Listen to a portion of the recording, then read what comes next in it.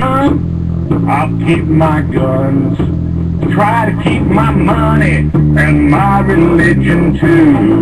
Now, keep in mind that some of my guests have been approached by Homeland Security or FBI saying, why are you going on the Clay Douglas show? My message to those guys, if they're listening this morning, is go get a cup of coffee. Maybe you'll learn something. We both took the same oath, to defend the Constitution against all enemies, foreign and domestic. I don't recall there being an expiration date on that. I'm going to keep my big VA, keep my friends the same, keep the government out of my business, and y'all can keep the change.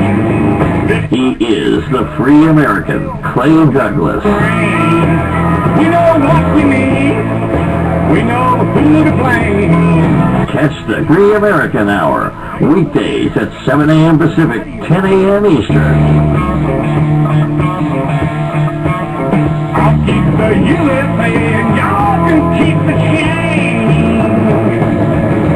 For the podcast and more details, visit www.freeamerican.com or catch the podcast by phone by calling 832-999-8621. All right, good morning, ladies and gentlemen. Welcome to another edition of the Free American Hour.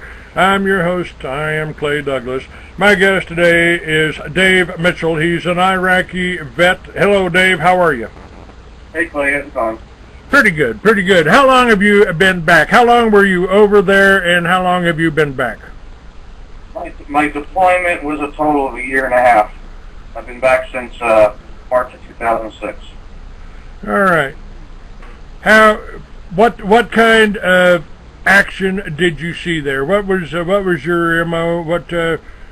MOS? What did you do? What did you do there? And then I want to get your feelings about that, because I've told my audience that I think that Iraq was a training ground for you guys,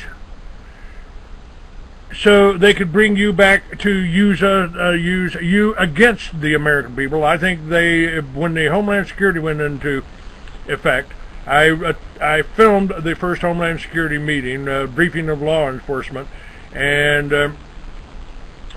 in case of a single outbreak of smallpox in a major metropolitan area, we'll need 400,000 well-armed, well-trained, organized, disciplined troops to control the American people, because some of them just won't follow orders. Now, he also said in this film, True Face of FEMA, in this lecture that he gave, that the enemy was weak. They didn't have helicopters, they didn't have tanks, they didn't have jets, and so they would use unconventional tactics.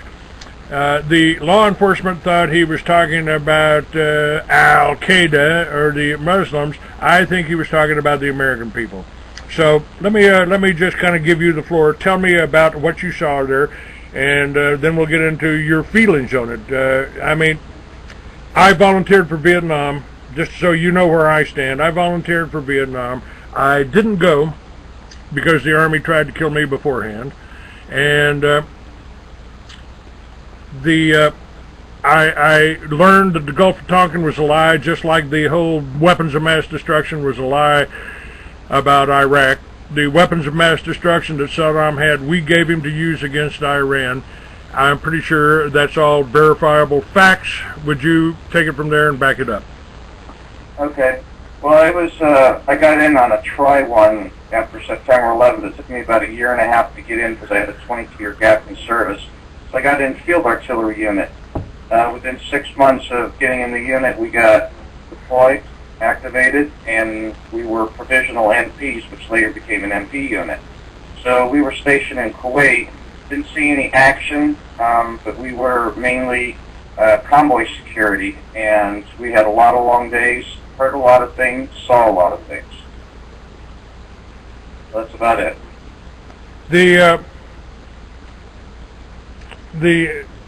Basically, the troops were used to reopen the Iraqi oil pipeline, which ran straight over to Israel, in my understanding. And I heard that all of our bases were along that pipeline for you guys to protect. Was that true? Yeah, we were basically free security for Kuwait. Learned while I was over there that Kuwait, the reason why Saddam invaded him in '91 is Kuwait was angle drilling. They were probably half a mile or a mile from the Iraqi border and drilling on an angle and tapping oil fields into Iraq, and that's why Saddam, attacked them. But of course there was other reasons. But yeah, we're basically free security, keep Kuwait going.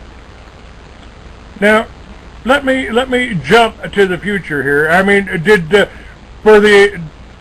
we free the Iraqi people, or did we just bring them into the whole New World Order banking scheme?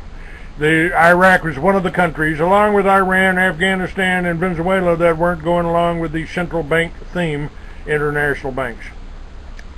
I don't think we could ever free Iraq or any of the Muslim countries until you free their minds. And their minds are trained from youth to think a certain way, and we're the infidel according to them, and they'll just never change. Well, now, couldn't you actually say the same thing about us here as Christians? I mean, we have been responsible. The United States has been pretty well involved. I mean, there's been over almost 500 million people killed in this century, more in wars, more than any other time in history. I mean, what's happening? Are we in Armageddon here, and the press just forgot to tell us? I don't know, but war is a real big business, and peace is a bummer for the military-industrial complex. You can also say that same thing about the whole medical industry, because I believe Americans are being dumbed down. They're drugged. You got your Valium, you got your Luvox, you got your Valium. You know, they're drugged down to the point they can't think, they can't discern reality from fiction. Well, yeah, we're in the information age, and I am utterly amazed at the stupidity of the average man and their lack of thought process. They just care about the movies, they care about their house, their cars, their, whatever, and important issues, just ignore it. Now, I've told people, now, up on my site, I've got Marine generals, talking, saying that this whole Marxist ideology has been installed in every plank on the Communist Manifesto intact in America today, and that they're doing the same thing as us. And I've said anytime a communist regime takes over, whether it's South Africa, whether it's, and I might even touch on South Africa today, if it's whatever it is, if it's Russia, if it's South Africa, or if it's the United States, they use the same mythology. They go after three classes of people almost in order to subjugate a population. They go after the farmers first, because they don't want you to be able to feed yourself. Now, they've been successful with that, because during the Great Depression in the 30s, about the time that Roosevelt took over, 40% of Americans were involved in manufacturing their food. They were the farmers. We were self-supporting, we supported the workers. We fed the workers. The farmers were out there, and they went after them, especially with the whole hemp laws, the marijuana laws, turning hemp into marijuana, and demonizing a multi-billion-dollar crop. That'd be $1 trillion crop today. It's grown all over the world. China makes 10,000 products out of it. They can grow hemp. Why can't we? This is now the second thing. Farmers first, intelligentsia next. That's anybody that's smart enough to know what they're doing. And third, they go after the veterans and the law enforcement that may still be loyal to the old regimes. In other words, those of us that took our oath to the Constitution seriously. That's absolutely. Go ahead. Well, I'm a bit of a history buff too, and anytime any kind of ism takes over, if you don't think exactly like they do, millions of people die. And then what happens, the very nature of evil, is they become paranoid and they start devouring themselves. Look at Hitler, all his loyalty checks. One was loyal, but they wanted the golden reins of power, and so they could say, oh, he's a Jew, or he's a you know, he's a subversive or he's not loyal, and they would burn themselves because they become infatuated with the power. Now, I'm a vendor at the gun shows. I'm a surplus dealer now, and I talk to a lot of people, and there's a lot of cops that are not happy with what's going on. A lot of them. Now, what's happening right now? Let me stress this. You know what happened in the '60s and what's happening now. They are trying to demonize vets. The Homeland Security, ADL, and their Homeland Security is being run by the Jews. They're being run by the Southern Poverty Law. They're putting all their propaganda out, and they're starting to go after the veterans right now. We've had more veterans die here in the United States when they got back from Vietnam than were killed in Vietnam by suicide. Isn't that happening to the Iraqis, the Iraqi vets and the Afghani vets also? There's a lot of suicide. It was a Army #1 priority for a while, but you know, people are bummed out. They're going to kill themselves. They're going to do it without some Army mandate. But yeah, if you have any kind of combat experience and training, and you were either accused of or you're engaged in a crime, you are dealt with the highest level of severity. The question I have, all of this is happening. There's maybe it's an Israeli thing, but Israel was created by Britain, and Britain had for 200 and well past 200 years wants to control the United States. They warned about this in the 50s in the Congress. And so maybe Britain is behind all this. Maybe the empire on which the sun never sets, maybe we didn't win that war any more than we won the Cold War. Yeah, I don't know. All I know is Britain still refers to us as colonies. Yeah, same with Canada. And the bank. Let's see. You know, I've tried to point the finger at the banksters. You know, at the Rothschilds, at the Rockefellers. You know, we know they're behind it. We know they want to chip us and all that. But who do they work for? Where do they work? Oh, they work out of England, don't they? Yeah, I know the bankers are the ones that are getting bailouts from the government, and then they're the ones denying home loan modifications, like what happened to me. You know, so the government bails out billions of dollars to Chrysler and all that, and then the little guy was told I was denied the loan modification because my disability is not a hardship. Yeah, I got screwed up overseas. 8 herniated discs, had 10 operations, both shoulders were impinged, traumatic brain injury, hearing loss, memory loss, left knee, now my right knee blew out, and not being able to work and going through all these surgeries wasn't a hardship. So yeah, well, let me do that to you, and let's see how you get along. Well,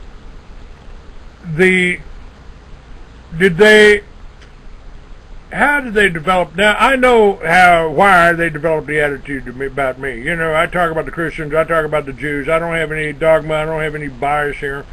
You know, the only thing I care about is my freedom and my individuality. And the Constitution, which I took an oath to defend. You did too. You take that oath seriously. Did you let them know that in the Army? Was there something you said? Is there a reason that you may have been singled out by the VA or by the Social Security or by the disability here? I don't think I was singled out. I think they're doing loss control. They're, you know, denying people's claims on technicalities, and I mean, there's people with amputated legs that are getting a 10% disability. I mean, you lose a leg and you get, you know, something like $300 a month for it. So, I mean, when I was in Walter Reed, I saw a lot of guys with 2 titanium legs and a titanium arm, and I mean, some guys were really getting hammered. Me, I was a machine gunner, and I had to sit on top of a Humvee at 45 years old. I wanted to, don't get me wrong, but I completely trashed my spine. So I don't think it's a specific targeting. I think it's a general. You know, you've got ignorant politicians saying a new breed of terrorism is these returning Iraqi war vets, which is a complete insult to everyone. Like, I had many dialogues with law enforcement during my captivity of 6 hours prior to the arrest that I suffered, and I said, how many 45-year-old men that make $50 an hour, remodeling houses with 6 kids, leave all that, join and serve the country to fight terrorism, yet I was accused of terrorism? So that was interesting. If I want to touch the story of what happened to me in Tucson, that makes for an interesting read. All right, let's talk about what happened to you here. We're 15 minutes into the hour, and folks, I'm going to put in a little commercial break here. I have written a novel, or a whole book, not a novel. All of it is based on fact. It's called Mystery Babylon: New World Order Unveiled. I have that available for you. For any donation, if you make a donation to Clay at Free American via PayPal, I will send you a PDF of the book. And if you like it and you want to keep it, and then we've got it in hard copy and print, it's available on Amazon, on Kindle, on a number of places, and it's also available direct from me. And folks, I intend to keep doing this, but I have to start making some money at this. And their whole concept, their idea, is to break anybody that's telling the truth. That's you may be able to get on Alex Jones and get a wider audience, but you're not going to get the truth you're going to get from Clay Douglas, and they don't want that. Now, my guest today is Dave Mitchell. He's an Iraqi vet, and we've got more vets home. We've got thousands of veterans homeless in this country right now, and you tried to get a home, and they've almost made you homeless, and they're somehow, who knows whether this is government manipulation or what, but you also had problems. They broke up your family. You've got 2 children. You were married, and somehow all that got broke up, and you ended up getting arrested, from an anonymous phone call. So let's talk about that. How does this happen? Now, I've said one of the things that happens here, and it happened with me, I got out of a hospital from an accident that was certainly nothing in my fault, and by the time I regained consciousness and got out of the hospital, my whole family was gone. Just gone. Everything was gone. And I started trying to put everything back together again alone. What happened to you? All right, well, let's see. Like I said, I'm going on my 10th surgery from injuries sustained during my service. I've had both my cars repossessed. My house ended up foreclosing. I'm going through a divorce. But a friend of mine, he lives in Alaska most of the year and then comes here when it's too cold. He has a Chevy box truck that he is I can't get the words out. Sometimes I struggle with my brain. He's in the process of selling it to me. So it has Alaska tags on it. So anyway, for the divorce, I had to do a mandatory domestic relations class in Tucson that only my lawyer and her lawyer knew that I'd be there that day. Well, I'm a surplus dealer, and I'm not going to take my stuff in and out of the truck. It stays in the truck. So the only vehicle I have is a borrowed truck. So I have to drive this thing around whenever I can't borrow a daughter or a friend's car, and it's terrible on gas. But anyway, I'm doing this class. Halfway through it, they gave us a break. I ran out and fed the meter. Come back, finish the class at noon. I come outside, and I honestly thought it was a parade. It was roped off everywhere. There was reporters, you name it, and fire trucks and SWAT vehicles. And I said, wow. I go up to the first police officer there. I said, can I ask you what's going on? And he says, all we know at this point is an anonymous female called and said there's a bomb. And I said, well, how far does this go to? Because I need to get to my truck. He said, which one is yours? I said, it's a white Chevy box truck over there. He goes on his radio, his Motorola, code 3 by location. So next you know, they zoned in on me.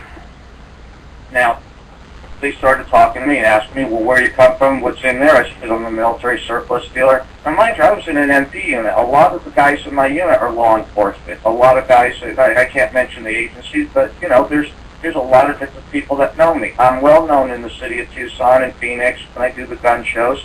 And anyway, they checked out my story. They sent a detective, went to the class. Oh, yeah, and here's the paperwork. Well, this is suspicious, that is suspicious. And I said, I am a surplus dealer. So for the first 2 hours, I had, I had Sheriff's Department, Tucson Police, I had, the FBI was there, ATF was nearby, but I don't think I directly talked to them. Border Patrol was there. Apparently they have an anti-terrorism task force. They said, do you know any Border Patrol agents? Yes, I do. There's plenty in my unit. I named one man in particular that this guy knows. And the police that treated me the harshest were the Tucson police. I said, I do not have anything illegal in my truck. And I know their tactics, so they're just going to tear the truck up. And I said, look, I'm not consenting to this, but you're going to open it here. Use the key. So they got a warrant based on imminent danger to the people of Tucson. Now, mind you, open up the truck, there's anything from World War II uniforms to current uniforms, ammo boxes, you name it. And they're all got price tags. I showed them my business card, my Arizona vendor license.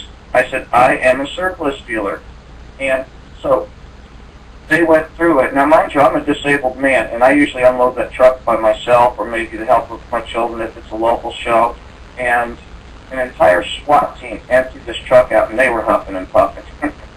So these are able-bodied young men. But my wife had found an attorney that is engaged in full legal trickery. Basically, she is a legal hit person. Well, she convinced my wife to claim domestic violence, which was later proven unsubstantiated. So I had a restraining order on me telling me I cannot possess weapons. The exact instructions were to lock up my guns and ammo in the safe till this basically got sorted out. However, I had some guns in my truck and the ammo that I normally sell, which is packed up first in the truck for weight distribution, and that's what I sell at the show. I had another adult selling it for me, a friend of mine, so I was never in possession of it. So I thought I was in compliance to the law. But the reason they got a warrant was to look for a bomb. Well, they brought the bomb dogs in, and they alerted to a bag that I had that has load-bearing vests. Now, in the military, you do a lot of training with blanks, so it's going to smell like gunpowder. Gunpowder is not explosive residue. It's two different smells, but sometimes these dogs don't know the difference. So in the course of this, they were like, well, the dogs are alerted here, and there was another agent, I'm not sure which agency he worked for, and he says, yeah, they alerted to the car next to you, too. So they tried changing the story. They said, well, actually what happened is, and this gets better, too. Jared Loeffner was being arraigned or something that day, and he was about a mile away from my truck, his park, rather. And they said, well, actually, what really happened was a U.S. Marshal walked by and saw suspicious items in the truck.